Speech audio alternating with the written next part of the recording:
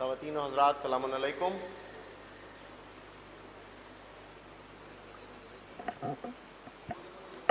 आगाज़ मजलिस आज भी 10:30 बजे होगा बदस्तूर, जैसा कि मैंने गुज़श्ता मजलिसों में अर्ज़ किया।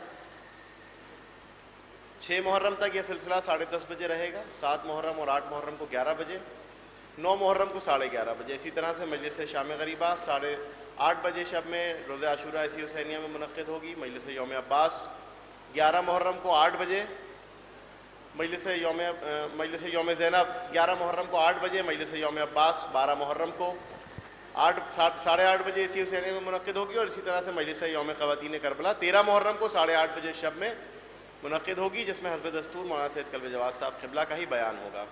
मैं गुज़ार हूँ कारी नासिर हुसैन साहब से कि वो आएँ और आज की इस मजलिस का तिलावत कलाम पाक से आगाज़ करें। एक बावाज़ बुलंद नारा सल्लल्लाहु।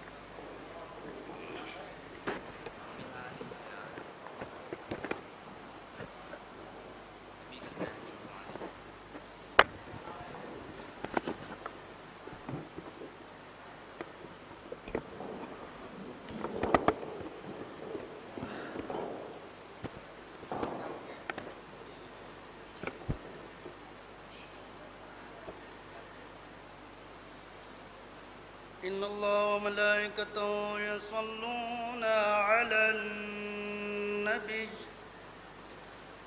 या अय्युहल्लज़ीना आमनू सल्लु अलैहि व सल्लिमू तस्लीमा।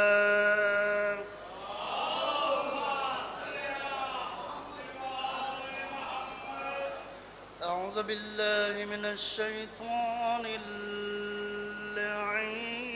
रजीम।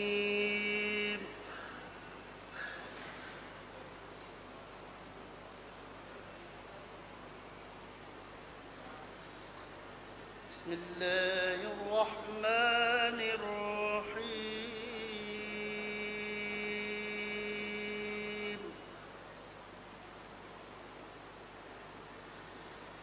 वश्शम्सि वज़ुहाहा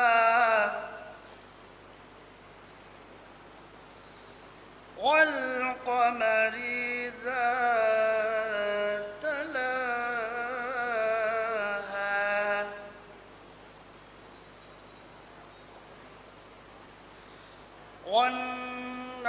والنهار إذا جلاها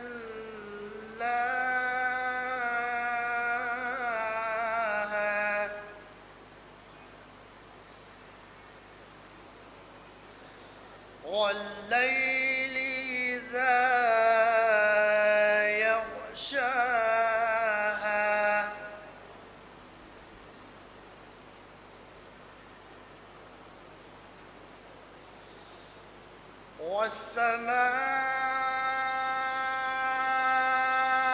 والسماء وما بناها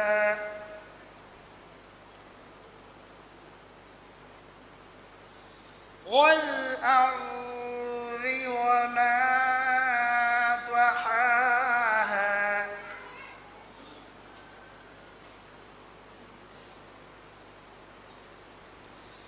ونفس وما سواها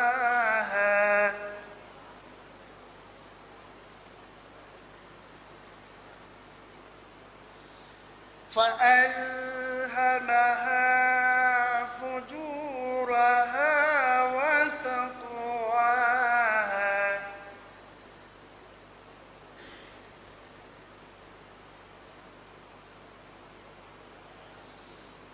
قد أفلح من زكاها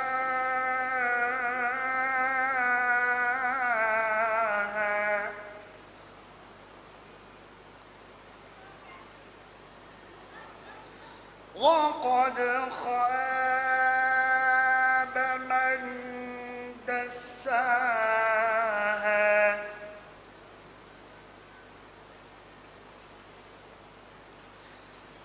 كذبت ثمود بطغواها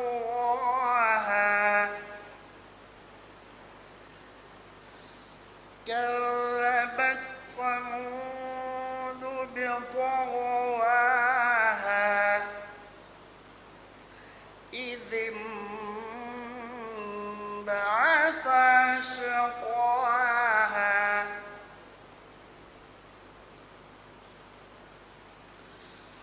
فقال لهم رسول الله ناقة الله وسقياها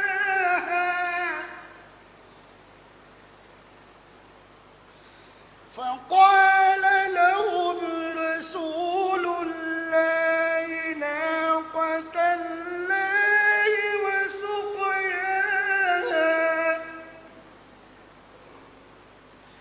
فكذبوه فعقروها فدمدم عليهم ربهم بذنبهم فسواها ولا يخاف عقباها صدق الله العلي العظيم وصدق رسوله النبي الكريم اللهم صل على محمد وآل محمد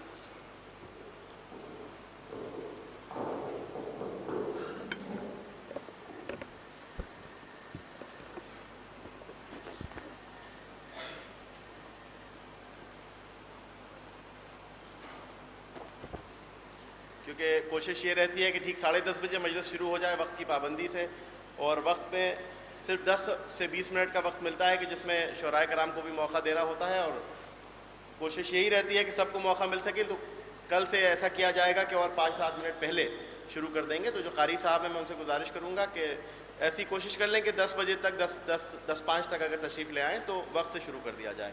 اب میں گزار ہوں جناب شجاعت صاحب سے کہ وہ آئیں اور بارگاہ امام علی مقام میں نذرانہ عقیدت پیش کریں. ایک بآواز بلند نعرہ صلوات.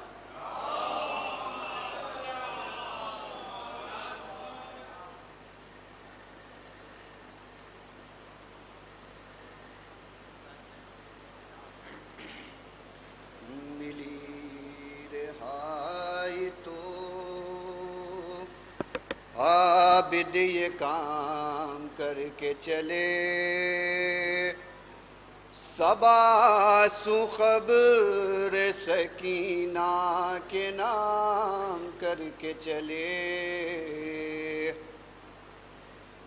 یہ اہل شام سے بولے اگر نہ ہو زحمات، دیا جلا دیا کرنا اگر ملے فرصت. بہن کے واسطے یہ اہتمام کر کے چلے، صبا سو خبر سکینہ کے نام کر کے چلے. دعا جو کرتی تھی رو رو کے وہ بھی دن آئے، وہ جس کے دل میں یہ ارمان تھا وطن جائے، اسے حوالہ زندان شام کر کے چلے. صبا سو خبر سکینہ کے نام کر کے چلے. سکینہ شام کے زندان میں رہ گئی تنہا، چلے اسیر رہا ہو کے سوئے کرب و بلا.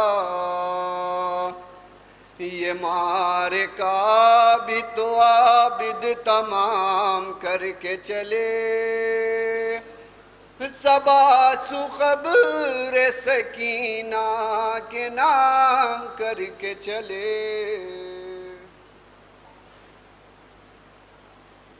سبحان اللہ۔ میں ان سے گزارش کر رہا ہوں جو صاحب مجلس کے بعد زیارت پڑھاتے ہیں، ان سے میری دستبستہ گزارش ہے کہ کم سے کم 5-7 منٹ ماتم ہو جانے دیں، اس کے بعد زیارت پڑھائیں، کیونکہ بیچ میں زیارت پڑھانا شروع کر دیتے ہیں تو ماتم بند ہو جاتا ہے۔ تو مجلس کے بعد کم سے کم 5-7 منٹ ماتم ہونے دیں، اس کے بعد زیارت پڑھائیں۔ ایک اعلان اور سماعت فرما لیں، دیکھیے ہم حسینی ہیں اور صفائی ہمارے ایمان کا جز ہے۔ صفائی ہمارے کردار میں بھی دکھنی چاہیے ہے، صفائی ہماری عزاداری میں بھی دکھنی چاہیے۔ ایک ایرا میڈیکل کالج کی ڈاکٹر فرزانہ صاحبہ کی طرف سے ایک بہت اچھی پہل کی گئی ہے، انہوں نے تمام سبیلوں پر اور امام باڑوں کے آس پاس ڈسٹ بن کا انتظام کرایا ہے۔ تو ہم لوگوں کو اس بات کا خیال رکھنا ہے، ان کا انیشیٹو بھی ہے اچھا، اور ہمیں بھی اس بات کا کرنا ہے کہ جو بھی ہمارا ویسٹ ہو، چاہے ڈسپوزیبل گلاسز ہوں، چاہے پیکٹ ہوں یا کوئی بھی ہو، اس کو ہم ڈسٹ بن میں ہی ڈالیں تاکہ ہمارے آس پاس کا ماحول بھی صاف رہے۔ ہمارا جس طرح سے ہمارا مقصد صاف ہے، اس طرح سے وہ صفائی ہمارے آس پاس بھی دکھنی چاہیے۔ اب میں گزارش گزار ہوں جناب عادل عباس صاحب سے کہ وہ آئیں اور بارگاہ امام عالی مقام میں نذرانہ عقیدت پیش کریں۔ ایک بآواز بلند نعرہ صلوات۔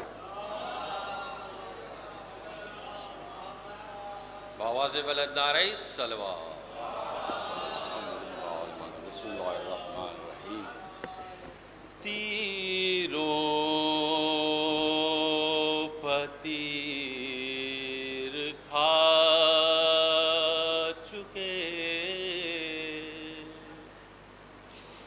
تیروں پتیر کھا چکے، بس اے حسین بس زخموں پہ زخم آ چکے، بس اے حسین بس لاشوں پلاش لا چکے، بس اے حسین بس ہم تم کو آزما چکے، بس اے حسین بس اب سر جھکا دو خنجرے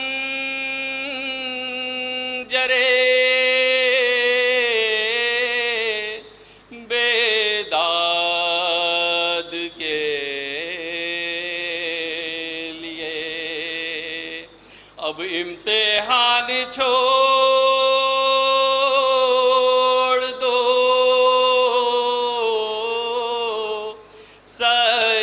سجاد کے لیے، اب سر جھکا دو خنجرے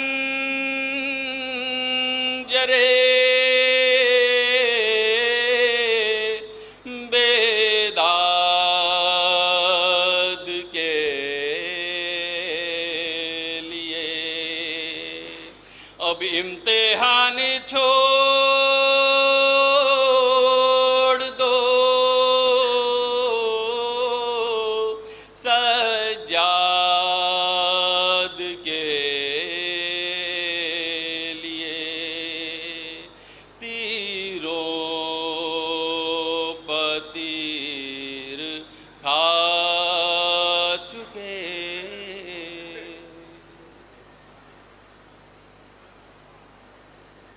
میں بہت معذرت خواہ ہوں کیونکہ وقت کم ہوتا ہے اور کوشش یہ ہوتی ہے جتنے زیادہ لوگوں کو موقع دے سکوں، اور میں گزارش گزار ہوں جناب شمسی آزاد صاحب سے کہ وہ آئیں اور بارگاہ امام علی مقام میں نذرانہ عقیدت پیش کریں. جناب شمسی آزاد صاحب بآواز بلند نعرہ صلوات.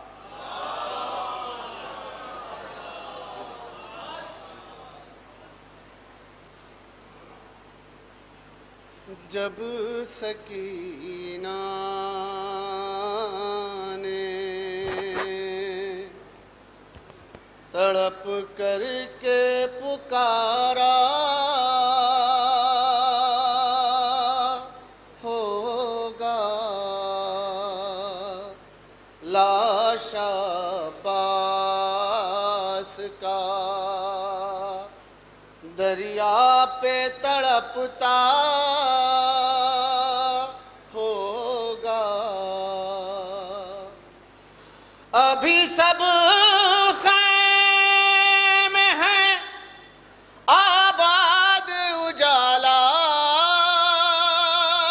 بھی ہے. ابھی سب خیم ہیں آباد اجالا بھی ہے. عصر کے بعد اندھیرا ہی اندھیرا ہوگا. ہیں ابھی ناز اٹھانے کے لیے سب بی بعد شبیر ستمگر کا تماچا ہوگا. شب کے سناٹوں سے گھبرا کے سکینہ نے کہا. شب کے سناٹوں سے گھبرا کے سکینہ نے کہا علی اصغر میرا اس وقت اکیلا ہوگا. پوچھتی رہتی تھی زینب سے سکینہ اکثر کہیے کس وقت پھوپھی جان سویرا ہوگا. جب حضرات جناب تشریف لا چکے ہیں. اب مجلس کا وقت ہو گیا ہے تو لہذا جن کو میں موقع نہیں دے سکا ان سے میں معذرت چاہتا ہوں. کوشش کروں گا انشاءاللہ کل ضرور ان کو موقع ملے. میں انتہائی ادب و احترام کے ساتھ گزارش گزار ہوں آفتاب شریعت علی جناب مولانا سید قلب جواد صاحب قبلہ سے کہ وہ رونق افروز ممبر ہوں اور مجلس کو خطاب کریں. ایک بآواز بلند نعرہ صلوات.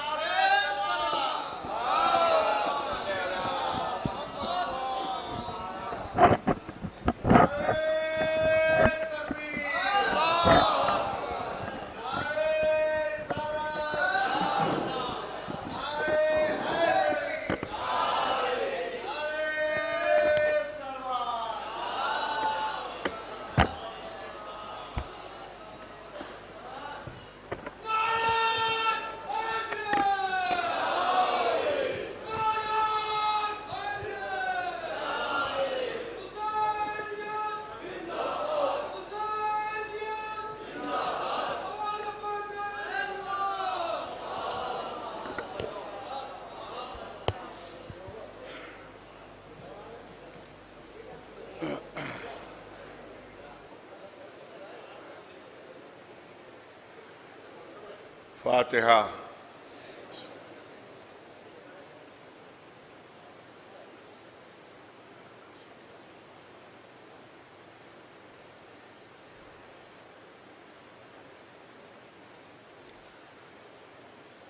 اعوذ باللہ السمیع العلیم من الشیطان اللعین الرجیم، بسم اللہ الرحمن الرحیم، الحمد للہ رب العالمین، والصلاة والسلام علی سید الانبیاء والمرسلین، سیدنا و نبینا و شفیع المذنبین ابی القاسم محمد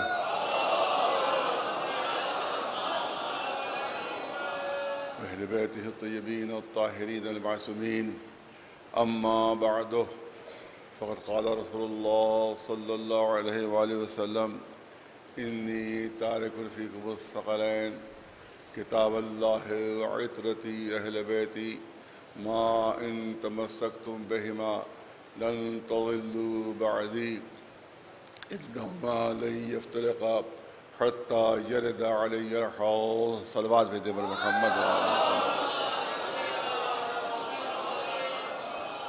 دو ایک اعلانات مجھے دیے گئے ہیں، آپ سماعت فرما لیں کہ قدیم سالانہ مجلس ہر سال کی طرح انشاءاللہ اس سال بھی بتاریخ 5 محرم وقف مسجد سریر آرا بیگم سلطان المدارس کے پیچھے پیارے لال روڈ کے اوپر ٹھیک 8:30 بجے صبح منعقد ہوگی۔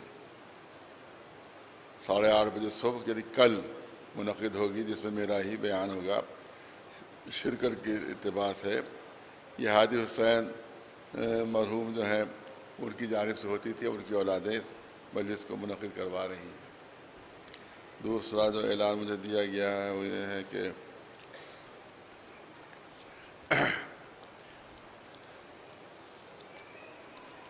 مجلس عشرہ مجالس 1 محرم سے 9 محرم تک بمقام قصر حسینی 4:30 بجے سے پہر منعقد ہوگی، جس میں جناب مولانا حجت الاسلام محمد بن عابدی صاحب قبلہ خطاب فرمائیں گے۔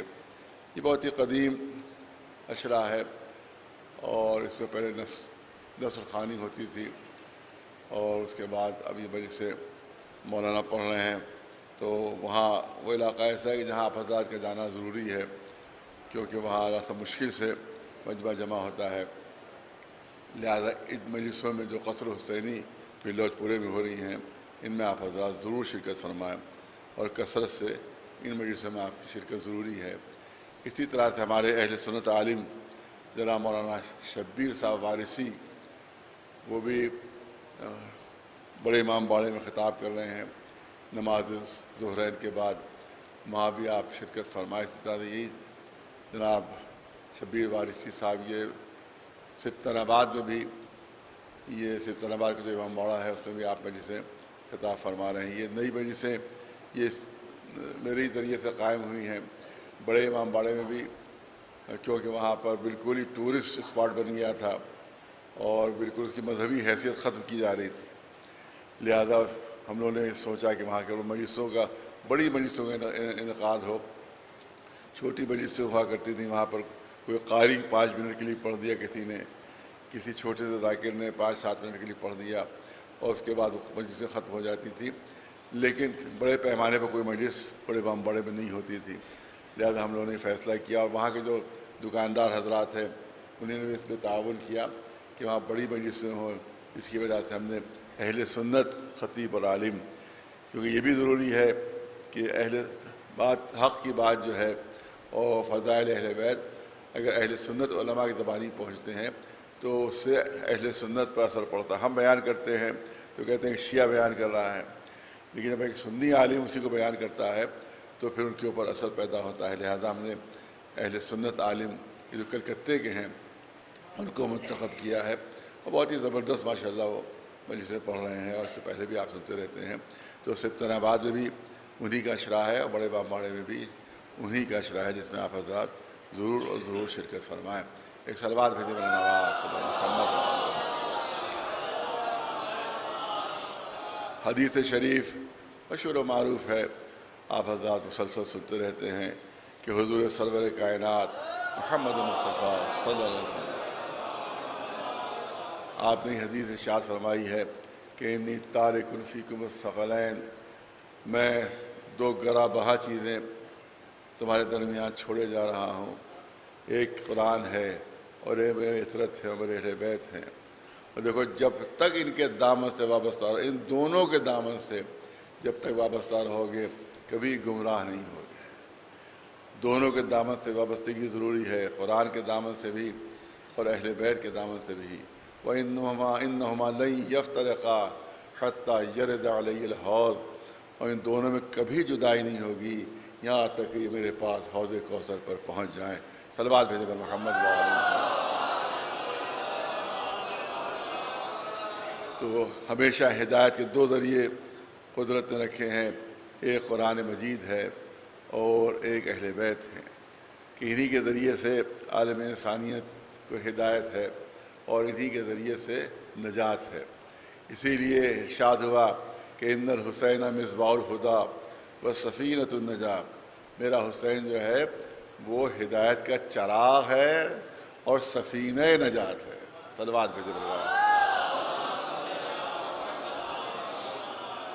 کیونکہ یہی سفینہ نجات ہے۔ اسی طرح سے دوسری حدیث ہے، مثل اہل بیتی کمثل سفینۃ نوح من رکبہا نجا ومن تخلف عنہا غرقا وہوا، میرے اہل بیت کی مثال سفینہ نوح کی سی ہے، جو اس کے اوپر سوار ہوا اسی کو نجات ملے گی، جو اس سفینے پر سوار ہوا اسی کو نجات ملے گی، اور جس نے اس کو سے روگردانی کی وہ غرق دریائے ضلالت ہو جائے گا۔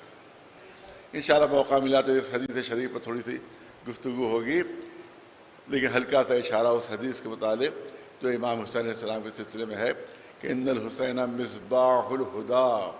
کسی مجلس میں نے عرض کیا تھا، لیکن مختصر سا مجمع تھا، میں چاہتا ہوں یہاں بھی ضبط ہو جائیے کہ میرا حسین جو ہے وہ ہدایت کا چراغ ہے۔ رسول اللہ فرما رہے ہیں ہدایت کا چراغ ہے اور نجات کا سفینہ ہے۔ نہیں، بڑی جرت کی بات جو کرنا چاہتا ہوں، ایک طرف تو اعلان ہو رہا ہے کہ مثل اہل بیتی کمثل سفینۃ نوح، اہل بیت کو سفینے سے مثال دی جا رہی ہے، پورے اہل بیت کو سفینے سے مثال دی جا رہی ہے، اور یہاں تنہا امام حسین کو کہا جا رہا ہے۔ غور طلب ہے کہ نہیں ہے؟ غور طلب بات ہے کہ نہیں ہے؟ وہاں تو پورے اہل بیت، مثل اہل بیتی، پورے اہل بیت جو ہیں وہ سفینہ نجات ہے، جو سوار ہوا اسی کو نجات ملے گی، جو اس سفینے پر سوار ہوا اسی کو نجات ملے گی، اور جو جس نے روگردانی کی وہ غرق ہو جائے گا، غرق کا دریا ضلالت ہو جائے گا۔ اور یہاں پر رسول ارشاد فرما رہے ہیں کہ ان الحسین مصباح الہدیٰ وسفینۃ النجاۃ، میرا حسین ہدایت کا چراغ بھی ہے اور نجات کا سفینہ ہے، نجات کا سفینہ ہے۔ وہاں پورے اہل بیت نجات کے لیے، یہاں صرف حسین نجات کے لیے۔ جب معصومین سے پوچھا، جب علماء سے پوچھا کہ وہاں تو پورے اہل بیت کا ذکر ہو رہا ہے، یہاں پر صرف امام حسین کا ذکر ہو رہا ہے، تو انہوں نے جواب دیا کہ پوری دنیا کے، بہت توجہ ہے، بہت ہی عظمت کی بات عرض کر رہا ہوں آپ کے سامنے، کہ پوری دنیا کے لیے اہل بیت نجات کی کشتی ہیں اور ہم اہل بیت کے لیے حسین نجات کی کشتی ہے۔ ایک صلوات بھیجو محمد والے، کیونکہ اگر کربلا کے میدان میں حسین قربانیاں نہ دیتے تو پھر اہل بیت کے کوئی نام لیوا نہ ہوتا، اہل بیت کے کوئی نام لینے والا نہ ہوتا۔ آج جو اہل بیت ہم پکار رہے ہیں، یہ کربلا کی قربانیوں کا صدقہ ہے، کہ جس کی وجہ سے نام اہل بیت قیامت تک کے لیے باقی ہو گیا۔ صلوات بھیجو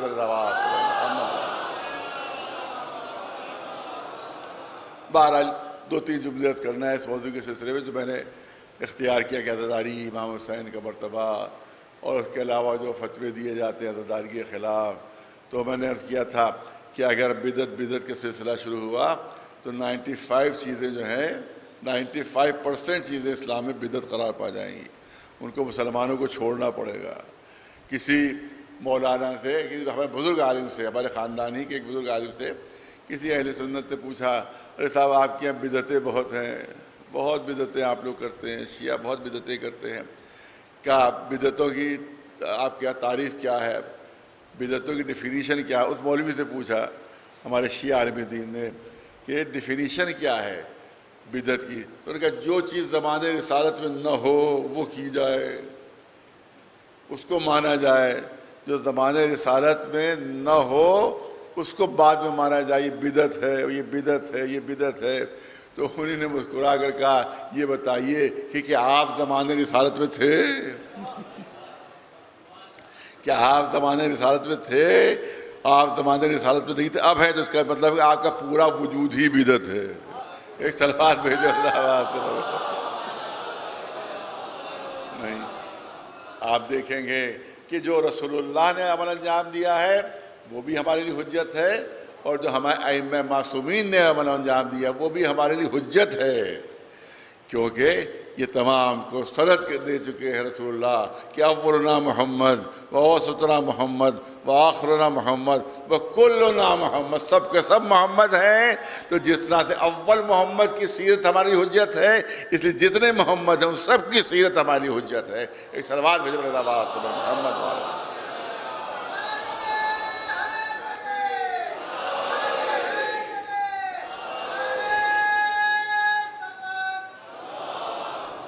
اب تذکرہ آ گیا ہے تو دو جملے کرتا چلوں کہ اتنی بدعتیں کہ آخر میں علماء کو بدعتوں کی قسمیں بیان کرنا پڑیں کہ بدعتوں کی قسمیں کتنی ہیں. علامہ ابن حجر مکی بہت بڑے عالم ہیں، انہی نے بدعتوں کی فہرست بیان کی اور قسمیں بیان کی. یہ کیٹیگریز ہیں بدعتوں کی. ایک طرف رسول کہہ رہے ہیں کہ ہر بدعت جو ہے وہ گناہ ہے اور ہر گناہ جو ہے وہ جہنم میں پہنچا دے گا. کل بدعت ضلالہ رسول اللہ کہتے.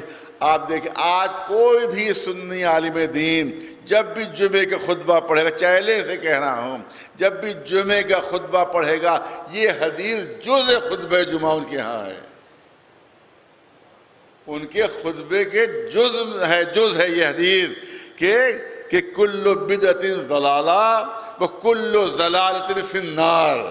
ہر بدعت گمراہی ہے، ہر بدعت گمراہی ہے اور ہر گمراہی کا نتیجہ جہنم ہے. جہنم ہے، ہر بدعت گمراہی ہے.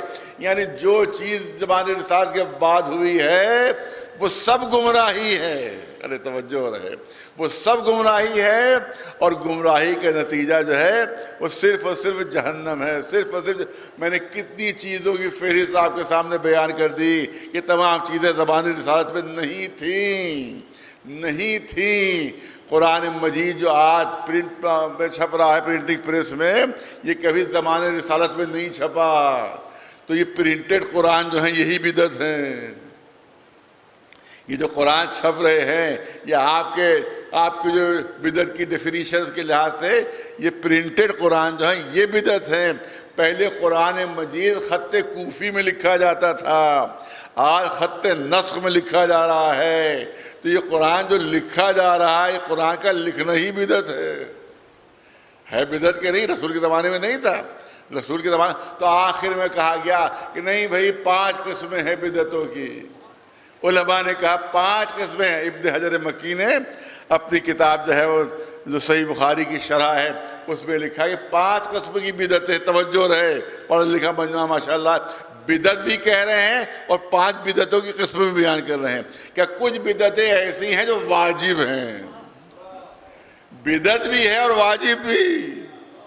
عجیب تضاد ہے، عجیب کنٹراڈکشن ہے کہ بدعت بھی اور واجب بھی ہے. کہ کون سی بدعتیں واجب ہیں؟ کہ یہ حدیثوں کی کتابیں تحریر کرنا اگرچہ بدعت ہے. توجہ رہے، یہ صحیح بخاری، یہ صحیح مسلم، یہ صحیح ترمذی، ان کا لکھنا واجب ہے. تو میں پوچھنا چاہتا ہوں جب ان کا لکھنا واجب ہے تو 90 سال تک کیوں نہیں لکھی گئی؟ 90 سال تک اگر کوئی حدیث کی کتاب لکھی جاتی تھی تو اس کو جلا دیا جاتا تھا. کتنی حدیث کی کتابوں کو جلا دیا گیا کہ حدیث نہیں لکھی جا سکتی، حدیث نہیں لکھی جا سکتی۔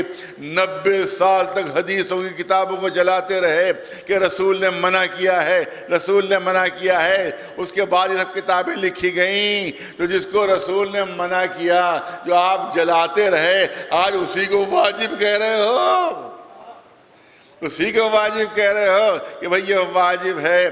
کہا زمانے رسالت میں کوئی مدرسہ نہیں تھا، آج جتنے مدرسے ہیں سب بدعت ہے، سب بدعت ہے۔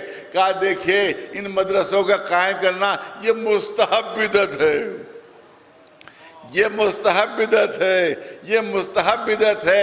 اب قسمیں بیان ہو رہی ہیں، صاحب اس زمانے میں یہ لباس نہیں تھا، اس زمانے میں کھانے نہیں تھے، یہ سب کیا ہے صاحب؟ یہ مکروہ بدعت ہے، یہ مکروہ بدعت ہے۔ اور اس کے بعد یہ ہوائی جہاز پر سوار ہونا، یہ ٹرین پر سوار ہونا، یہاں تک اس زمانے میں سائیکل بھی نہیں تھی، اب سائیکل پر سوار ہونا یہ کیا ہے؟ کہا یہ مباح بدعت ہے، یہ مباح بدعت ہے۔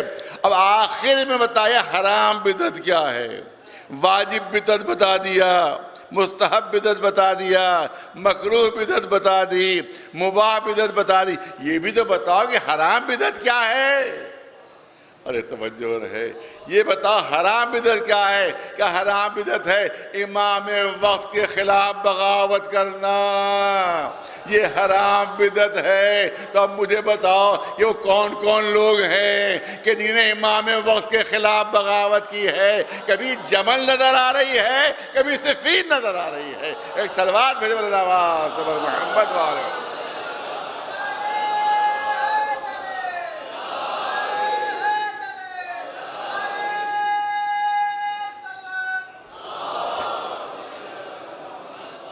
تو آپ بتاؤ یہ حرام بدعتیں کون انجام دے رہا ہے؟ ان کے نام بھی تو لے لو، تاریخ میں ان کے نام بھی تو درج کر دو کہ حرام بدعتیں کون انجام دے رہا ہے۔ رونا بدعت، رونا بدعت ہے، گریہ بدعت ہے، آنسو بہانا بدعت ہے، یہ سب چیزیں بدعت ہے۔ میں نے کہا جو زبان رسالت میں نہ ہو، جو زمان رسالت میں نہ ہو، آپ کہتے ہیں وہ بدعت ہے، تو یہ تمام کتابیں بدعت ہو گئیں۔ جو قرآن چھپ رہا یہ بدعت ہو گیا، جو ہوائی جہاز کے اوپر اب آپ حج کے لیے جا رہے ہیں، یہ ہوائی جہاز پر جانا بدعت ہو گیا، یہ اتنی بدعتیں آپ کر رہے ہیں۔ اگر فرض کیجئے کہ اگر عزاداری بدعت ہے، اگر عزاداری بدعت ہے تو ہزاروں بدعتیں آپ کر رہے ہیں، ایک بدعت کی ہمیں بھی اجازت دے دیجئے۔ ایک صلوات دے دے اللہ۔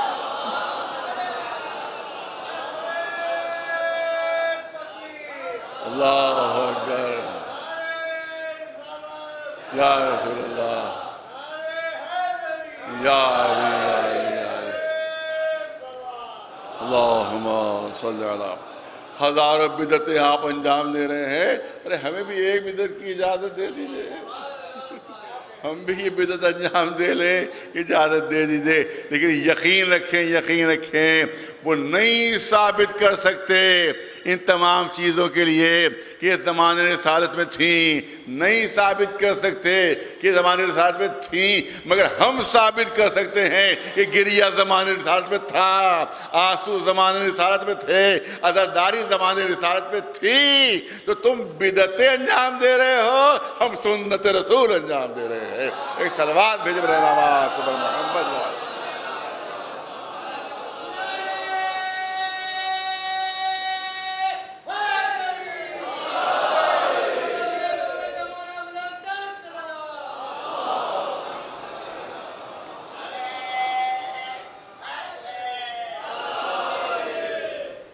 اب میں نے کہا تھا کہ انقلاب ہے، ایک چیز اور عرض کر دوں کہ مجلسوں کے سلسلے میں بات اور گفتگو ہو رہی تھی۔ بعض حضرات جو ہوتے ہیں، جو بڑے لوگ ہوتے ہیں، دولت مند لوگ ہوتے ہیں، جب تبرک بانٹا جاتا ہے تو پھر وہ تبرک نہیں لیتے کہ یہ خمیری روٹی لے کر ہم کیا کریں گے،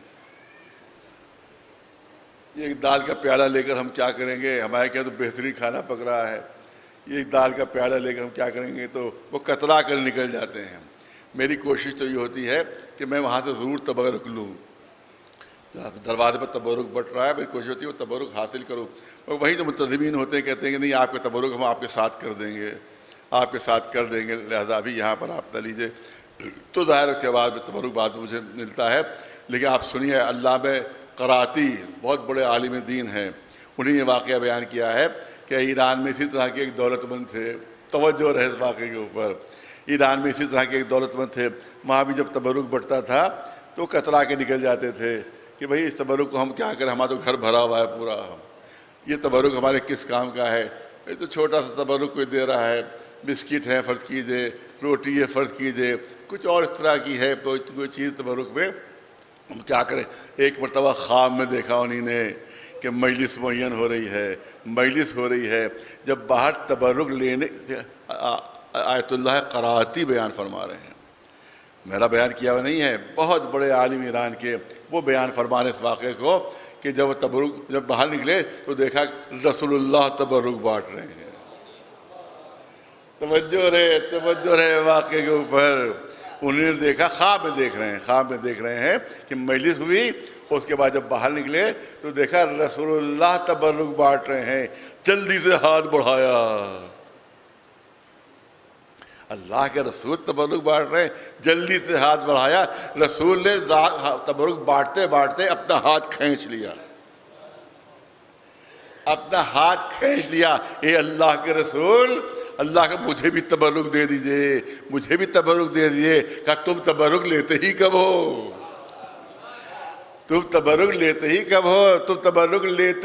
ہو؟ کہا ارے وہ لوگ تو بانٹتے رہتے ہیں اس لیے میں نکل جاتا ہوں، آج آپ بانٹ رہے ہیں اس لیے میں تبرک لوں گا۔ کہا کہ نہیں، میں ہر مجلس میں تبرک میں ہی بانٹتا ہوں۔ ایک صلوات بھیجے بلند آواز قبر محمد والے۔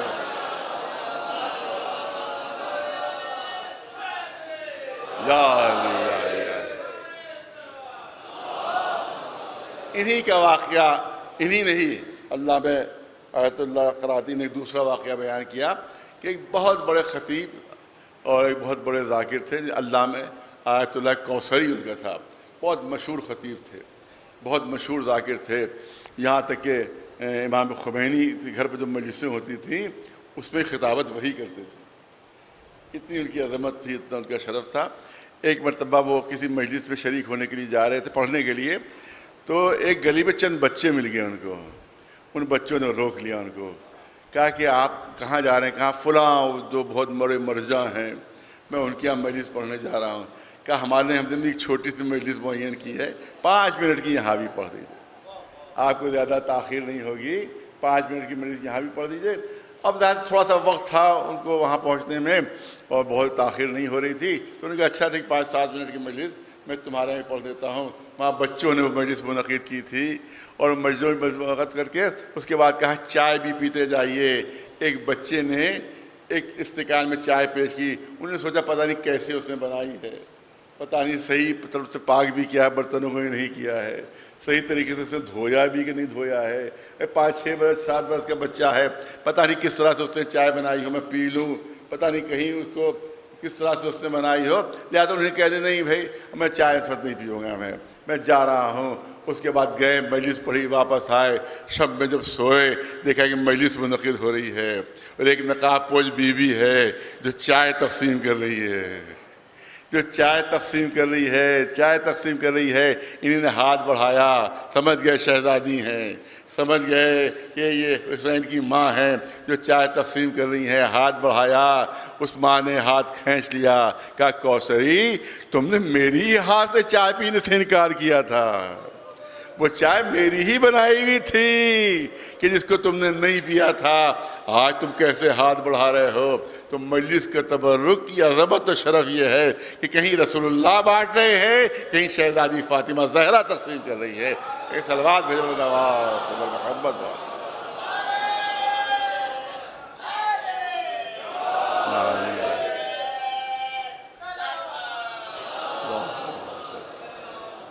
اب آ گیا ہے تذکرہ، تو میں چاہتا ہوں کہ 2 جملے عرض کروں کہ وہ جو جس سلسلے میں اعلان ہوا کہ 6 محرم کو یہاں سے جو ہے وہ میں نکلوں گا وہاں کے اوپر جو ڈی ایم صاحب کا بنگلہ ہے وہاں پر امام باڑے میں مجلس کے انعقاد کے لیے۔ اب راستے میں جو بھی ہو وہ تو ہم نے ذمہ داری نہیں ہے، لیکن اس کے بعد بات چیت کا سلسلہ چل رہا ہے. دیکھیے اس کا نتیجہ کیا نکلتا ہے. دیکھیے حقیقت یہ ہے کہ وہاں عباس باغ کی کربلا کے اوپر کورٹ سے اسٹے ہے, کورٹ سے اسٹے ہے, اور پوری کربلا کے اوپر جو پیچھے جتنی زمین ہے اس پر جتنے بھی ناجائز قبضے ہو رہے ہیں سب پر اسٹے ہے, اسٹے ہو گیا ہے. اور جب اسٹے ہو گیا ہے تو وہاں پر ایک اینٹ بھی رکھی نہیں جانا چاہیے. ایک اینٹ بھی کسی کو بھی اگر تعمیر کرے گا تو وہ اسٹے کی خلاف ورزی ہوگی, وہ عدالت کی خلاف ورزی ہوگی. اس کے خلاف قانونی چاروائی ہونا چاہیے, اس کے خلاف قانونی عمل ہونا چاہیے. لیکن میں تمام جتنے بھی ہیں یہاں تک کہ ڈی جی پی کے پاس بھی میں گیا تھا اور ان سے کوئی اسٹے دکھایا تھا کہ بھئی وہاں پر جا کر آپ اس کو رکوائیے. ڈی جی پی کو پورا سب پیش کر دیا تھا. ڈی ایم صاحب سے بات ہوئی, ان سے بھی کہا گیا کہ اس کو رکوائیے. جتنے بھی پولیس افسران ہیں ان سب کو کہا گیا رکوائیے.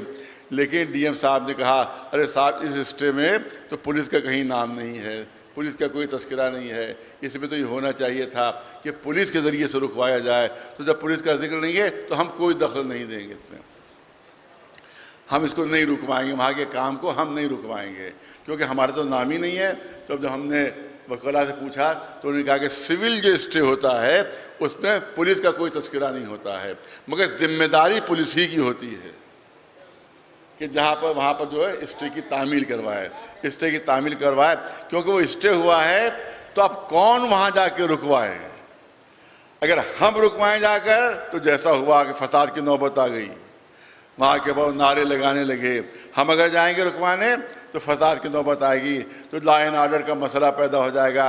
لہذا یہاں پر پولیس کی ذمہ داری بنتی ہے کہ وہ جا کر رکوائے. لیکن ایک اسٹے ہو گیا, ایک مہینہ ہو گیا اسٹے کو, پولیس نہیں گئی, وہاں کام ہوتا رہا زور و شور سے, وہاں مکانات بنتے رہے. ہم کہتے کہتے تھک گئے پولیس سے, ڈی ایم صاحب کو فون کرتے کرتے تھک گئے کہ رکوائیے, مگر وہ بہانے بازیاں ہوتی رہیں اور انہیں نہیں رکوایا. تو آخر میں مجبوراً جانا پڑا تھا وہاں پر, مجبوراً جانا پڑا. تو دیکھا کہ ہر طرف کام ہو رہے ہیں, ہر طرف مکانات بن رہے ہیں.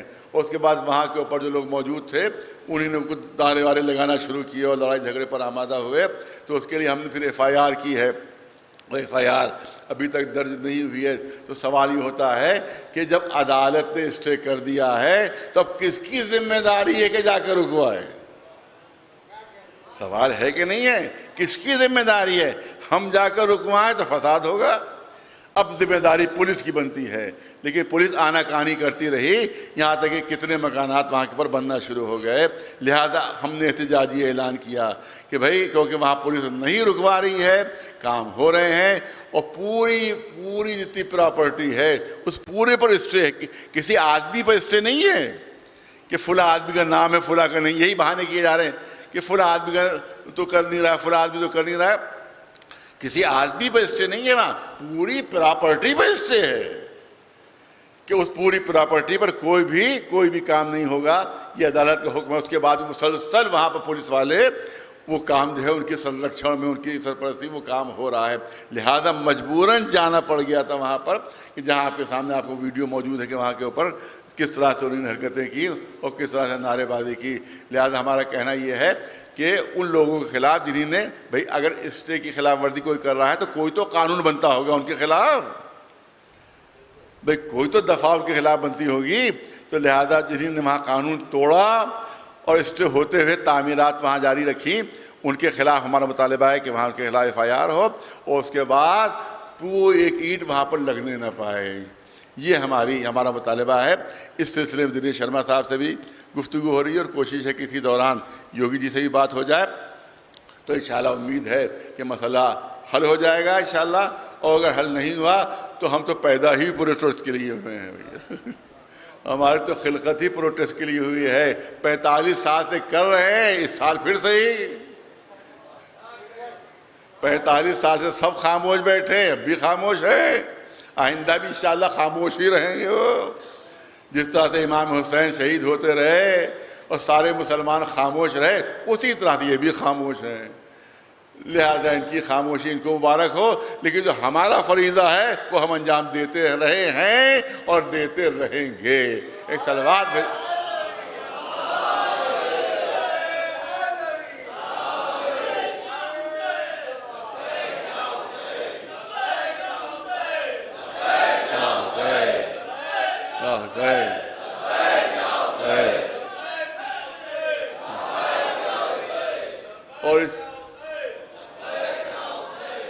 اس کی پوری ذمہ داری جو ہے وہ پولیس اور پرشاسن پر ہوگی جو وہاں کے مافیا سے ملے ہوئے ہیں۔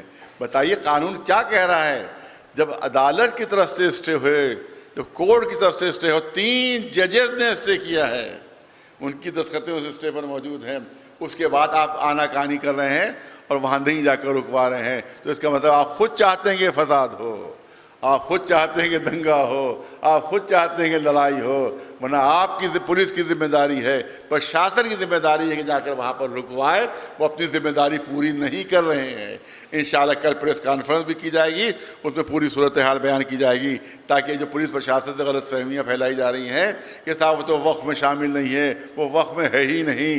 سوال یہ جب وقف میں نہیں ہے تو پورا وقف بورڈ توڑ کے ختم کرو، کیونکہ وقف بورڈ میں جب درج ہے تو پولیس کو بھی وقف ماننا پڑے گا، پرشاسن کو بھی وقف ماننا پڑے گا، اور حکومت کو بھی وقف ماننا پڑے گا۔ اگر وقف بورڈ میں درج کوئی پراپرٹی آپ کہتے ہیں کہ وقف بورڈ کے ریکارڈ کو ہم نہیں مانیں گے، ڈی ایم نے یہی کہا کہ وقف بورڈ کے ریکارڈ کو ہم نہیں مانیں گے، پولیس یہی کہہ رہی ہے کہ وقف بورڈ کے ریکارڈ کو ہم نہیں مانیں گے، تو جب اس کے ریکارڈ کو مان ہی نہیں رہے ہو تو پھر وقف بورڈ کیا ضرورت ہے تمہیں؟ اس کے بعد کہہ دو سینٹرل حکومت سے کہ سب ہم وقف بورڈ کو نہیں مانیں گے، آپ اس کو ختم کر دیجئے۔ تو وقف بورڈ بنا ہی اس لیے ہوتا ہے کہ اوقاف کی حفاظت کی جائے، اور پولیس کی ذمہ داری ہے کہ وقف بورڈ کی مدد کرے۔ ایک صلوات بھیجے بر نواز بر محمد والا۔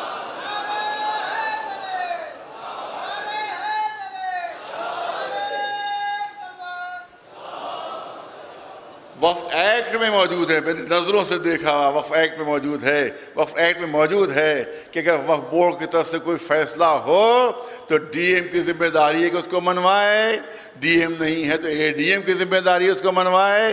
کوئی بھی سرکاری افسر جو ہوگا اس کی ذمہ داری بنتی ہے کہ وہ انکار نہیں کر سکتا، اس کا کام منوانا ہے۔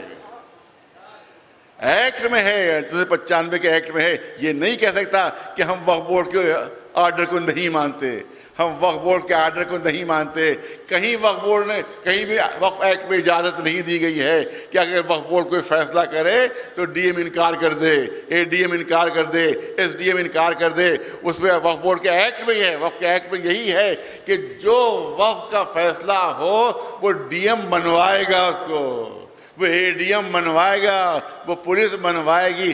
اس کا مطلب یہ ہے کہ تم وقف بورڈ کے فیصلے کو نہ مان کے خود قانون کی خلاف ورزی کر رہے ہو۔ ایک صلوات بھیجے بلند آواز۔ نعرہ تکبیر،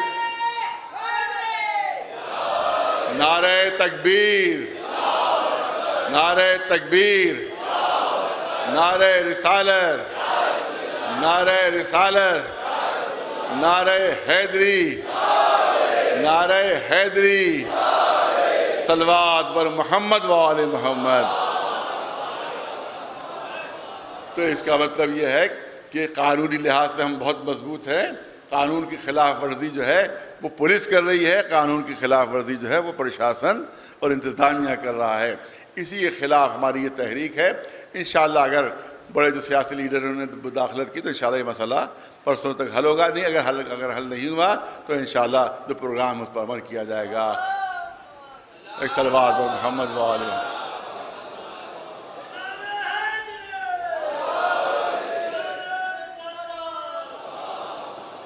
ایک نظریہ میں نے کہا کہ کربلا کے انقلاب کے سلسلے میں ایک نظریہ آپ کے سامنے پیش کرنا چاہتا ہوں کہ جو کہا جاتا ہے، کتابوں میں بھی لکھا جاتا ہے، وہاں دوسرے مسلک کے جو علماء ہیں اس کو بھی بیان کرتے ہیں کہ یہ جو کربلا کا واقعہ ہوا ہے یہ تقدیر کا جبر تھا، اس کو ہونا ہی تھا، قاتل بھی معین تھا، مقتول بھی معین تھا، جگہ بھی معین تھی، اور قسمت کا فیصلہ تھا کہ یہ ہو، لہذا اب ہو گیا تو آپ خاموش رہیے۔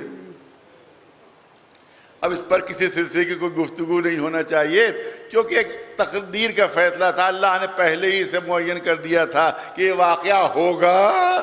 تو جب اللہ نے معین کر دیا، لوح محفوظ میں لکھ گیا، جب تقدیر کا جبر تھا یہ، تو اس کے بعد اب اس کے اوپر احتجاج کی نہ کوئی ضرورت ہے، نہ اس کے اوپر کسی مجلس کی ضرورت ہے، نہ کسی ماتم کی ضرورت ہے، اس کے لیے روایتیں گڑھی گئیں۔ میں چاہتا ہوں جلدی سے بچوں جوانوں کے لیے پیش کر دو، دامن وقت میں گنجائش نہیں ہے۔ روایتیں گڑھی گئیں کہ دیکھیے کہ جناب عبد مناف جب ان کے یہاں 2 بچے پیدا ہوئے تو دونوں جڑواں تھے، ایک ہاشم تھے ایک عبد الشمس تھے، ایک ہاشم تھے ایک عبد الشمس تھے۔ اور ہوا یہ جب جڑواں بچے پیدا ہوئے تو جڑواں بچے عبد الشمس کے جو ہاتھ تھا وہ جناب ہاشم کی پیشانی سے جڑا ہوا تھا، جڑواں تھے جڑا ہوا تھا۔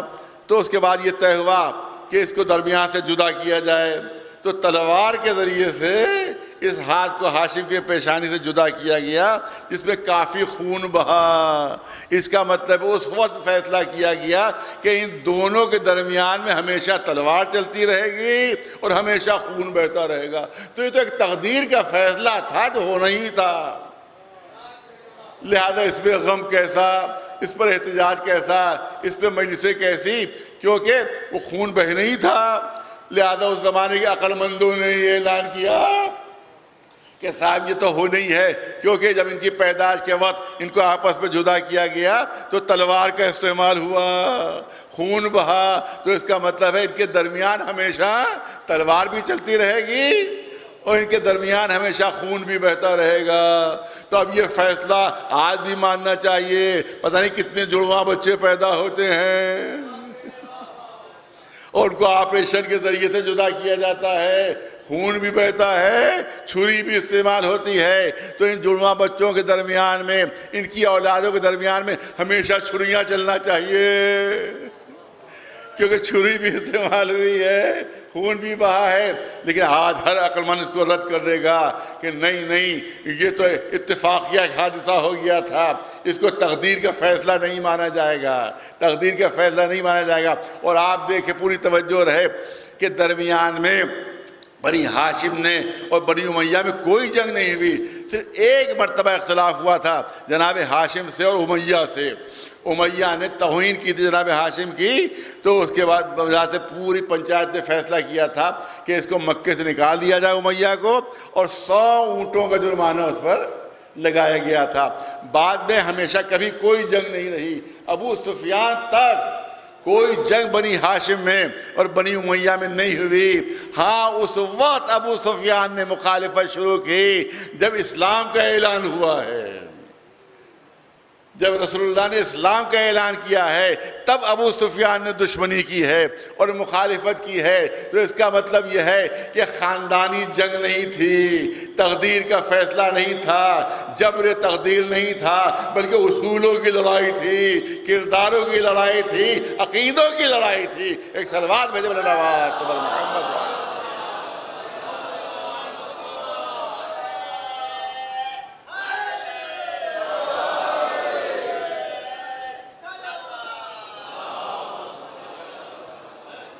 یہ کوئی جبر کا معاملہ نہیں تھا، جبر کا ایک پورا عقیدہ چل گیا کہ صاحب ہر کام اللہ کی مرضی سے ہوتا ہے، ہر کام جبریہ ہوتا ہے۔ تو اگر اس جبر کے عقیدے کو ہم مان لیں تو نہ جہنم کی ضرورت رہے گی نہ جنت کی ضرورت رہے گی۔ ہر کام جو اب اللہ کی مرضی سے ہو رہا ہے، تو ہم کسی کو قتل کر رہے ہیں تو اللہ کی مرضی سے، چوری کر رہے ہیں تو اللہ کی مرضی سے، ڈاکہ ڈال رہے ہیں تو اللہ کی مرضی سے۔ تو اب ساری اسلامی عدالتیں بند ہو جانا چاہیے کہ بھئی چور کہے گا اللہ کی مرضی تھی اس لیے چوری کی، اللہ کی مرضی تھی اس لیے ہم نے قتل کر دیا، لہذا اب جو کچھ بھی الزام ہے وہ اللہ پر آئے گا، ہم پر کوئی الزام نہیں ہے۔ لہذا جبر کا عقیدہ ہے وہ جو ہے وہ اسلام میں جاری کیا گیا، اور جانتے ہیں کاہے کے لیے جاری کیا گیا؟ تاکہ بدماش بادشاہوں کی بدماشی پر پردہ پڑ جائے، ان کی عیاشی پر پردہ پڑ جائے، ان کے ظلم و ستم پر پردہ پڑ جائے کہ جب تخت حکومت اسلامی پر بیٹھا ہوا بادشاہ شراب پی رہا ہوتا ہے اور تمام بدماشیاں کر رہا ہوتا تھا، ظلم کر رہا ہوتا تھا، عوام کو لوٹ رہا ہوتا تھا، تو کہا جاتا تھا ارے بھائی یہی اسلام ہے، یہی نائب رسول ہیں جو ایسی حرکتیں کر رہے ہیں۔ تو درباری مولوی کہتے تھے ان کا کوئی قصور نہیں، جو اللہ کروا رہا ہے وہ کر رہے ہیں، جو اللہ کروا رہا ہے وہ کر رہے ہیں، ان کا اپنا کوئی قصور نہیں ہے، بلکہ تو جبر ہے اللہ کی طرف سے، لہذا یہ سب کام کر رہے ہیں۔ یہاں تک کہ کربلا کے سلسلے میں بھی یہی نظریہ پیش کیا گیا، یہ تو تقدیر کا جبر تھا کہ جس کی وجہ سے حسین شہید ہو گئے، یزید قاتل بن گیا، لہذا یہ جبر ہے جو اللہ نے کروایا وہ ہوا، لہذا اب یزید کو برا نہ کہو، اب یزید پر لعنت نہ بھیجو۔ تو اس کا مطلب یہ ہے کہ اب ہر چیز جب جبر سے ہو رہی ہے تو ابو لہب نے جو مخالفت کی وہ بھی اللہ کی مرضی تھی، جو ابو جہل نے مخالفت کی وہ بھی اللہ کی مرضی تھی، اور آج جو شیطان بہکا رہا ہے وہ بھی اللہ کی مرضی سے ہو رہا ہے۔ شیطان پر لعنت نہ بھیجنا۔ ایک صلوات بھیجے بلند آواز سے بر محمد۔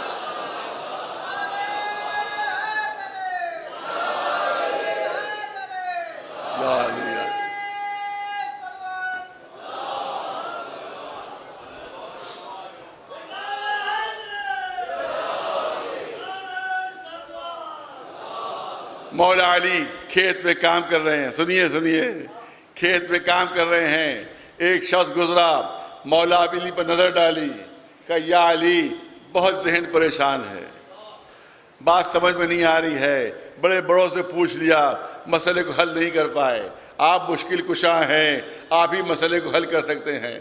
مولا نے فرمایا کہ بھئی کسی فرصت کے وقت آ جانا، اس وقت میں محنت کر رہا ہوں، مزدوری کر رہا ہوں، میرا وقت کسی اور کی امانت ہے۔ ارے توجہ رہے، میرا وقت کسی اور کی امانت ہے، کبھی آنا تفصیلی گفتگو ہوگی۔ کہا نہیں زیادہ جلدی میں ہوں، پتہ نہیں کب آپ سے ملاقات ہو، جلدی سے میرے ایک سوال کے جواب دے دیجئے اور جلدی سے فیصلہ کر دیجئے۔ کہا کیا ہے؟ یہ بتائیے کہ انسان اپنے عمل میں مختار ہے، اپنے ارادے سے اپنا عمل کرتا ہے یا اللہ جبریہ عمل کرواتا ہے؟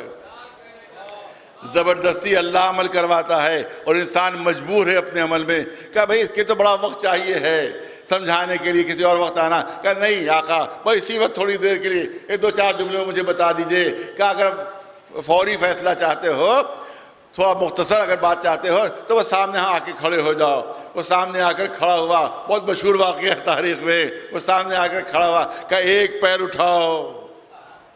اس نے اپنا ایک پیر اٹھایا، کہ اب دوسرا پیر اٹھاؤ۔ ارے توجہ رہے، کہ دوسرا پیر اٹھاؤ۔ اب وہ اچک کے دوسرا پیر اٹھانا چاہ رہا ہے، دوسرا پیر اٹھ ہی نہیں سکتا۔ اپنے ارادے سے انسان ایک پیر اٹھا سکتا ہے، اپنے ارادے اختیار سے دوسرا پیر نہیں اٹھا سکتا، دوسرا پیر فضا میں بلند نہیں کر سکتا۔ کیا دیکھو، اس نے کہا یا علی میں ایک ہی پیر اٹھا سکتا ہوں اپنے ارادے اختیار سے، دوسرا پیر نہیں اٹھا سکتا۔ کہ یہی مسئلے کا حل ہے، یہی مسئلے کا حل ہے۔ انسان کی عاجز زندگی اختیار کی ہوتی ہے، عاجز زندگی جبر کی ہوتی ہے۔ دنیا میں تم تو نہ اپنی مرضی سے آ سکتے ہو نہ اپنی مرضی سے جا سکتے ہو، لیکن ان آنے اور جانے کے درمیان کی جو زندگی ہوتی ہے وہ اختیار کی زندگی ہوتی ہے، کہ جس طرح سے ایک پیر، لفظوں پر توجہ رہے، ایک پیر تم اپنی مرضی سے فضا میں بلند کر سکتے ہو مگر دوسرا پیر ساتھ ساتھ نہیں اٹھا سکتے۔ یہاں سے تمہاری مجبوری شروع ہو جاتی ہے۔ توجہ رہے، یہاں سے تمہاری مجبوری شروع ہو جاتی ہے کہ ایک پیر تو اپنی مرضی سے فضا میں اٹھا سکتے ہو، دوسرا پیر اپنی مرضی سے اختیار سے تو فضا میں نہیں بلند کر سکتے۔ یہاں سے تمہاری مجبوری شروع ہوتی ہے۔ لفظوں پر غور کیا آپ نے، مولا علی نے یہ نہیں فرمایا کہ یہاں سے ہماری مجبوری شروع ہوتی ہے، اپنے کو شامل نہیں کیا، ارے اپنے کو شامل نہیں کیا، یہاں سے تمہاری مجبوری شروع ہوتی ہے۔ ایک پیر فضا میں بلند کر سکتے ہو، دوسرا پیر ساتھ ساتھ اپنی مرضی سے فضا میں بلند نہیں کر سکتے، یہاں سے تمہاری مجبوری شروع ہوتی ہے۔ اپنے کو کیوں شامل نہیں کیا؟ کیونکہ میدان خیبر میں دنیا دیکھ چکی ہے کہ علی کے ہاتھوں پر در خیبر ہے، دونوں پیر فضا میں بلند نظر آ رہے ہیں۔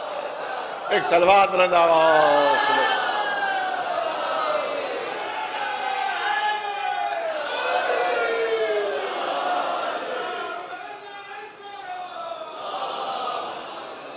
رسول اللہ پورا منظر دیکھ رہے ہیں۔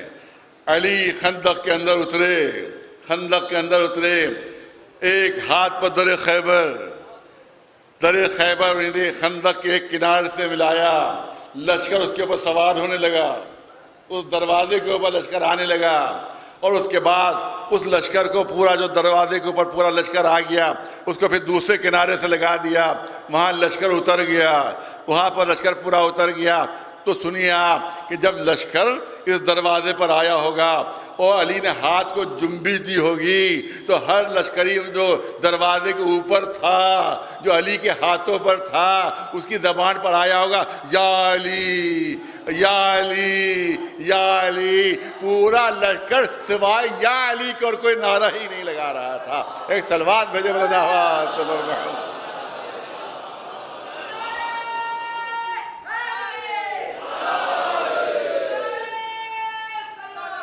اللہ صلی یا علی یا علی۔ کہا ایک صحابی کہتے ہیں اے اللہ کے رسول یہ تو دیکھیے کہ کتنے مضبوط ہیں ہاتھ علی کے، کہ ایک ہاتھ کے اوپر دروازہ بھی اٹھا ہوا ہے اور اسی دروازے پورا لشکر بھی ہے، ذرا علی کے ہاتھوں کو تو دیکھیے۔ رسول نے فرمایا ارے ہاتھوں کو کیا دیکھ رہے ہو، پیروں کو تو بھی دیکھو، پیروں کو بھی تو دیکھو۔ اس کا مطلب یہ ہے کہ صرف علی کے چہرے کو دیکھنا عبادت نہیں ہے بلکہ پورے جسم کو دیکھنا عبادت ہے۔ ارے چہرے پر بھی نظر رہے اور قدموں پر بھی نظر رہے۔ ایک صلوات بلند آواز سے پر محمد و آل محمد۔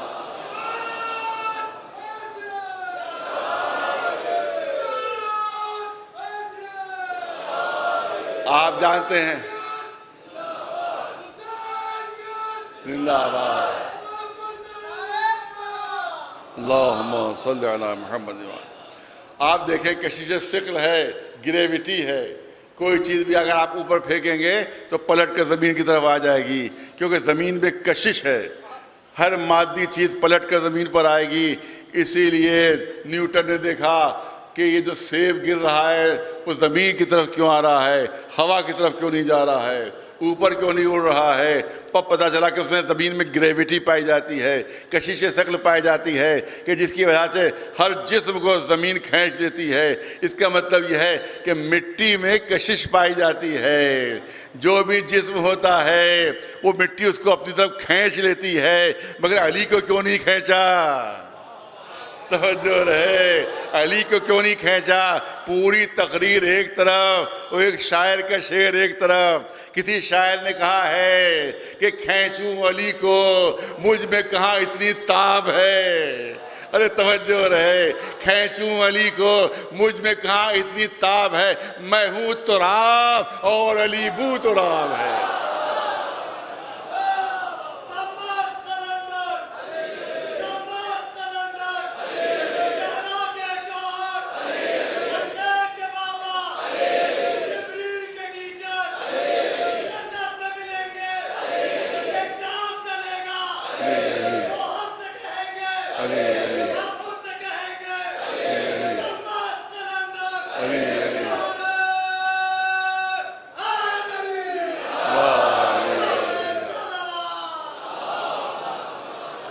ہاں بس فضائل کا وقت مکمل ہوا، اب مجھے آج کے مسائل پڑھنا ہے۔ آج کے دن ایک تذکرہ ہوتا ہے کہ جس کی پڑھنے کی مجھ میں ہمت نہیں رہتی ہے کہ میں کیسے ان مسائل کو آپ کے سامنے پیش کروں۔ صحیح معنوں میں تصور ہو جائے تو جگر ٹکڑے ٹکڑے ہو جائے، دل ٹکڑے ٹکڑے ہو جائے۔ دو معصوم بچوں کے مسائل پڑھے جاتے، دو مظلوم بچوں کے مسائل پڑھے جاتے ہیں۔ میں اوائڈ کرتا ہوں کیونکہ میرے دل میں اتنی طاقت نہیں ہے کہ میں وہ مسائل آپ کے سامنے تفصیلاً بیان کر سکوں۔ ہاں کبھی کبھی جب زیادہ اس کے سلسلے میں فرمائش ہوتی ہے تو اشارتاً وہ مسائل آپ کے سامنے پیش کر دیتا ہوں۔ دو چھوٹے چھوٹے بچے ہیں جناب مسلم کے، مسلم اور ان کی زوجہ جو ہے ان کا نام بھی رقیہ تھا، جو امام حسین کی بہن ہیں، یعنی جناب امام حسین، جناب مسلم جو تھے وہ شوہر تھے امام حسین کی بہن کے، وہ رقیہ ہیں اور یہ مسلم ہے۔ 5 اولادیں ان کی، 5 اولادیں، اور ایک اولاد بھی بچی نہیں تھی، ایک بھی اولاد نہیں بچی تھی۔ مسلم ان کی زوجہ رقیہ میدان حشر میں شہزادی کونین سے کہیں گی کہ کسی نے اپنا ایک بیٹا دیا، کسی نے 2 بیٹے قربان کیے، جناب ام البنین نے 4 بیٹے قربان کیے، لیکن میں نے تو اپنی پوری نسل قربان کر دی۔ 5 اولادیں تھی، 4 بیٹے اور 1 بیٹی۔ بیٹی کا نام عاتقہ تھا، بیٹی کا نام عاتقہ۔ یہی وہ بیٹی ہے کہ جناب مسلم کی شہادت کی جب خبر سنی ہے امام حسین نے تو اسی بیٹی کو اپنی آغوش میں بٹھایا تھا اور جناب زینب سے کہا تھا کہ راستے میں جو میں نے سکینہ کے لیے بندے خریدے اور مجھے لا دو، اپنے ہاتھوں سے اس بچی کے کانوں میں یہ بندے پہنائے تھے۔ جانتے ہیں کیا ہوا تھا؟ معلوم ہے کیا ہوا تھا؟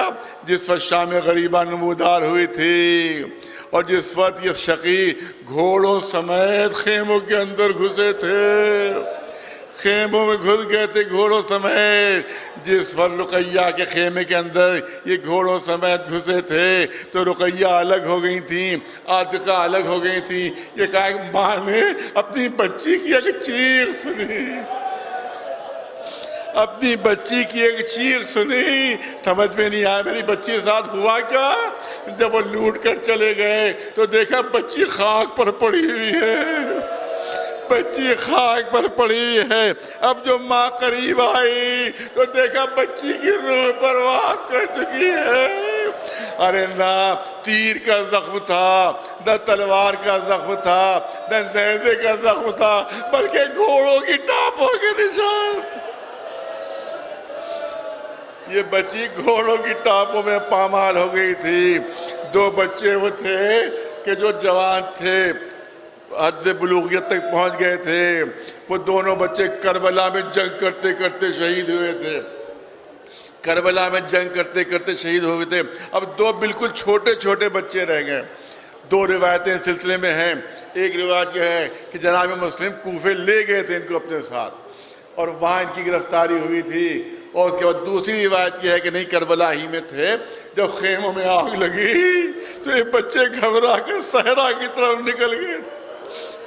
وہاں ابن زیاد کی فوجوں نے ان کو گرفتار کر لیا تھا، ابن زیاد تک پہنچا دیا تھا، ابن زیاد نے قید خانے میں ڈلوا دیا تھا کہ دیکھو جب مجھے فرصت ملے گی تو ان کے بارے میں فیصلہ کروں گا۔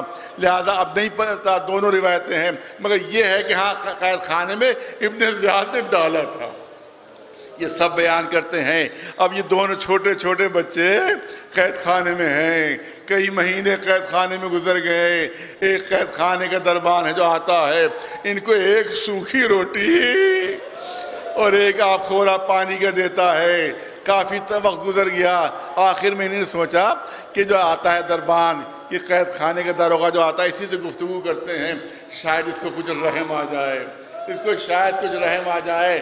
وہ آیا لے کر کہا ذرا سا رک جائیے، ذرا سے ہماری بات سن لیجئے۔ کہا نہیں ابن زیاد کا حکم ہے کہ بچوں سے بات نہیں کرنا ہوگی، لہذا میں تم سے بات نہیں کر سکتا۔ کہا نہیں بس ذرا سے 2 جملے سن لیجئے۔ کہا اچھا بتاؤ جلدی سے کیا کہنا چاہتے ہو؟ کیا آپ رسول اللہ کو جانتے ہیں؟ کہا ہمارے رسول؟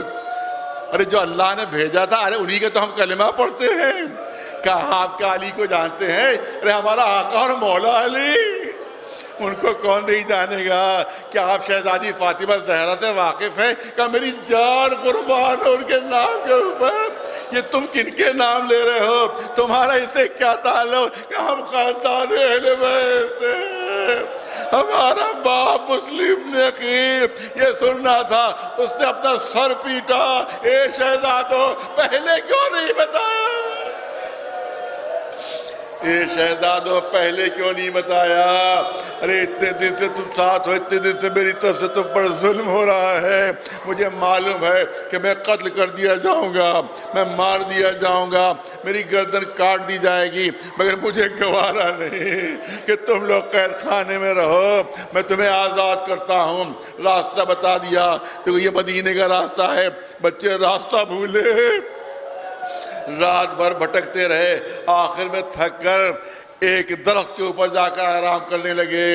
ایک مومنہ آتی ہے، وہاں پر چشمہ بہہ رہا تھا، ایک مومنہ آتی ہے پانی بھرنے کے لیے، پانی کے اندر 2 چاند چمکتے ہوئے نظر آئے۔ اب جو نظر اٹھا کر دیکھا تو چاند سے بچے درخت پر موجود ہیں۔ اے بچوں تم کون ہو؟ کہاں جانا چاہتے ہو؟ کہ آپ مومنہ لگتی ہیں، ہم آپ کو بتائے دیتے ہیں مگر کسی کو بتائیے گا نہیں، یہ راز کسی پر ظاہر نہ کیجیے گا، ہم مسلم کے بیٹے ہیں۔ یہ سن رہا تھا، اس مومن نے کہا جلدی سے آ جاؤ، جلدی سے آ جاؤ، اپنے گھر لے جاتی ہے، اس کے شوہر کو خبر ہو جاتی ہے۔ رات کے وقت جب دیکھا کہ اس کی بیوی کھانا لے کر حجرے میں جا رہی ہے، کہا کون ہے کمرے کے اندر؟ حجرے کے اندر، اس نے کہا کوئی نہیں ہے، کہا نہیں کوئی ہے۔ اب جو دیکھا دو معصوم بچے، اس ملعون نے دو تھپڑ ان کے معصوم رخساروں پر لگائے، باندھ کر رکھ دیا رسی میں کہ صبح کو لے جاؤں گا۔ ارے پورے دن تو میں تمہیں کو ڈھونڈ رہا تھا اور تم میرے ہی گھر میں، تم کو لے جاؤں گا۔ لے کر چلا فرات کے کنارے، بیوی ساتھ ساتھ فریاد کرتی ہوئی، بیٹا ساتھ ساتھ فریاد کرتا ہوا، غلام ساتھ ساتھ چاہتے تھے غلام کو تلوار دی کہ جاؤ اور ان کو قتل کر دو۔ جیسے غلام قریب پہنچا، ان بچوں نے کہا کہ آپ کی صورت بلال سے بہت مل رہی ہے۔ کہا تم بلال کو کیا جانو؟ کہ ہم سے زیادہ کون جانے گا، ہم خانوادہ رسالت سے ہیں۔ اس نے تلوار پھینکی اور فرات میں کود کر اپنی جان دے دی۔ پھر بیٹے کو تلوار دی کہ جاؤ تم جا کر قتل کرو۔ جیسے بیٹا آگے بڑھا، بچے بولے آپ کی صورت میرے بھیا علی اکبر سے مل رہی ہے، میرے بھائی علی اکبر سے مل رہی ہے، تم کیا جانو علی اکبر کو؟ ارے علی اکبر کو ہم نہ جانے گے تو کون جانے گا، ہم مسلم ابن عقیل کے فرزند ہیں۔ اس نے بھی تلوار پھینک دی۔ اب یہ ملعون خود آگے بڑھا، بڑا بھائی کہہ رہا ہے کہ مجھے پہلے ذبح کرو، چھوٹا بھائی کہہ رہا ہے پہلے مجھے ذبح کرو۔ تلوار چلتی ہے، بڑے بھائی کو سر قلم ہوتا ہے، لاش دریا میں پھینک دی۔ روایت کہتی ہے کہ لاش دریا کی سطح پر تیر رہی تھی، ابھی ڈوبا نہیں بچہ، تیر رہا تھا۔ یہ کیوں تیر رہا ہے؟ کیونکہ ماں کہہ چکی تھی کہ اپنے چھوٹے بھائی کو اکیلا نہ چھوڑنا،